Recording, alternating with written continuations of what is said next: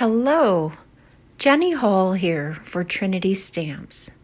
Today I want to share a card project with you. It's a slimline card design created with very wonderful stamp set and dies. A Crafter's Heart stamp set and the Slimline series scallops and banners. I'm going to start out by stamping the images with Versafine Clair Nocturne ink onto a piece of watercolor paper. This is a waterproof ink and it's perfect for using watercolors. I'm going to make sure that those images are nice and dry because I have stamped on watercolor paper. It takes longer to dry. Now I'll start the coloring. I'm going to be using Tombow Dualbrush markers today, and this is the very first time that I have used them, especially in a video, and they are really cool. I've been seeing a lot of new markers in card making lately, so this one is not the newest set of markers. They've been out for a while, but they work out really great. So what I'm doing is I'm using the marker together with a water brush. You could use a regular paintbrush if you like, or you can use the blender pen that comes in the set. As you saw at the beginning of the coloring section, I tried the blender pen and it didn't move the color around as well as a water brush does. So I would suggest using a water brush. The way that I'm coloring is just to add some marker on the outside lines of the stamped image. Like in the little fairy's wing, the section that's going to be orange, I outline it in orange. And then I use that water brush to go in and move the color, and then it tends to be lighter in the middle and darker on the edges. This is a very easy way to get shading. As you can see with the purple, it just takes a little bit of marker and then move that color around, and there it is. So easy. The tough part of this project was choosing the colors because these are some super cute little fairies, and I wasn't sure if I wanted to go with blues and purples or pinks and purples. So I decided on oranges because I thought it might stand out just a little bit more.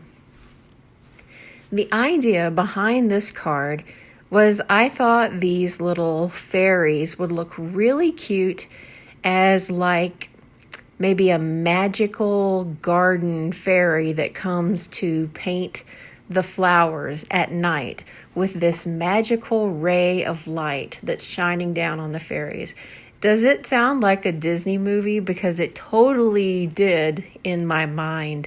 So I tried to get that same look of a glow, and I wanted the images to really stand out and be very bold against the background. I'm coloring these succulents as just the same way that I colored in the little fairies. I'm first adding in a darker shade, then right next to it, a lighter shade of green, and then moving that color out away from the part that was applied to the paper with the water brush. I even did it with combining some colors. You can see here the green and the yellow, and where they meet together when they are blended with the water brush, it just gives a fun new look. I'm really enjoying these markers. A lot of people I've seen online use them for calligraphy or for hand lettering, but I can see using them for watercoloring just to get a very vibrant and quick fun look, just something different. I'm using the coordinating dies to crop all of the images, and I like to use my Gemini Junior die cut machine, so I put a little piece of purple tape to hold that die in place. Now to create an ink blended background. I'm got the frog tape out here, and I thought I would use frog tape instead of purple tape, but purple tape's getting a little low, and I used the frog tape before. I like to use it whenever I'm doing like full watercolor panels because it really holds the paper in place and nothing gets up underneath the edge of that. The only place I know that it can be purchased, I'm sure you can get it just about anywhere, but my husband picked it up from the hardware store a couple of years ago for me, and I was so excited to get it. And it's a very big roll, so I'll have this roll of frog tape for the longest time. Now I'm going to start out by adding the Distress Oxide colors in pink and green. That's going to be the basic colors. So I've got pink towards the top and then green towards the bottom and darker green toward the outside of the panel at the bottom, and then the purple color surrounding the whole thing. This is part of the process of creating that look that glows. I wanted the panel in the middle to be the area where it was like a moon ray is coming down and is shining some light on the fairies. So getting that really ethereal quality is not so easy that I've found. But by playing with the colors and by adding a few effects onto the panel after it's colored, I think it worked out pretty good. I like to add a few water droplets in order to pick that color back up and give it the bokeh look. And now I'm going to add the white splatters with some watered down acrylic ink. I had a question recently as to why do I add the white splatters if I've already done the water splatters picking up the ink. And that's because it gives a different look. As you can see where the water hit the panel, it didn't bring it back to white. It brought it back to a lighter shade that it kind of is, like the blue. It looks a little blue. And it's a really big spot. The white paint flicks on very small. And so it gives a good balance. And I used the black Tombow marker to add just a little bit of black flecks. And that's going to balance out the dark and the light. And here's the reveal. I love peeling back that paint. It works just like magic every time. That painter's tape is just so much fun. So let's get this panel adhered to a Slimline card base. And just as a reminder, the Slimline card measures 3.5 inches width by 8.5 inches tall.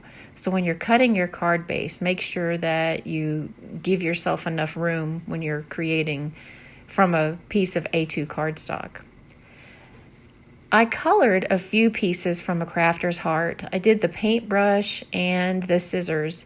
I wasn't sure if I was going to use the scissors or not. I thought maybe 2 of the smaller fairies would be holding some kind of a cutting and painting implement.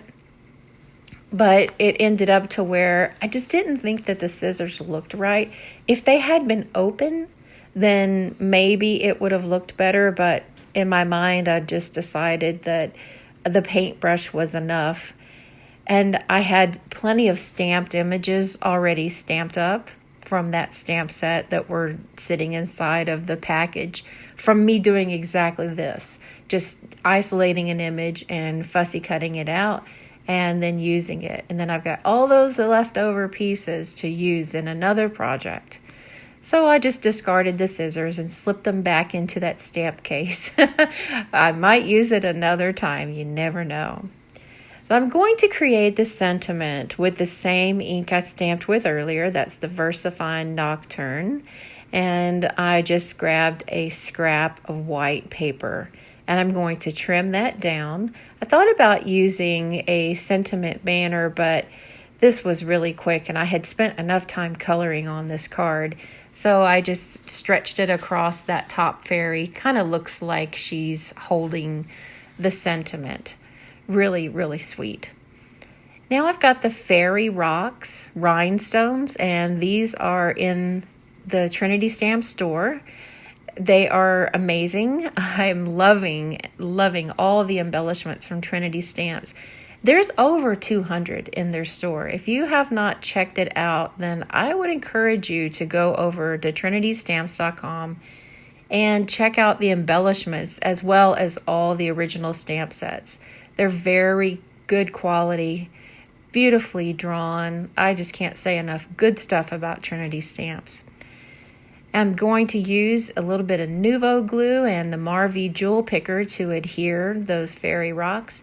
And now I'm using the sparkle pen from Spectrum Noir, being mindful that it could possibly move around that watercolor. I'm just adding just a little light coat just to give some special sparkle to that moon glow look.